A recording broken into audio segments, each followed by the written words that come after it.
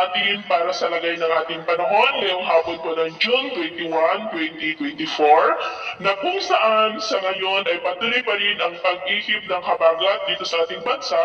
habang mayroon pong ITCZ dyan po sa may Mindanao. Ang ITCZ o Intertropical Convergence Zone ay salubungan po yan ng dalawang magkaibang hangin na mula sa Northern at Southern Hemisphere na tinagurian din po yan ang breeding ground ng mga sama ng panahon dahil dyan po nagsisimula ang mga sirkulasyon pero sa ating long range forecast ay wala pa ring bagyo na namamataan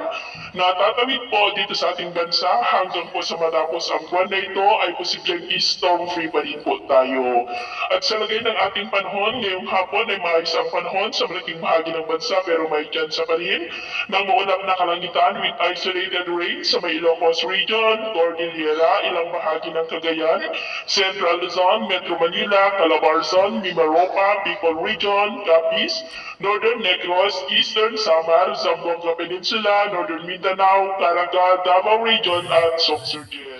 At posible pa rin ang mga isolated rain sa malaking bahagi ng Luzon, Eastern Visayas at Mindanao kaya mag-ingat pa rin tayo sa posibleng banta po ng mga pagbaha at pagguho ng lupa.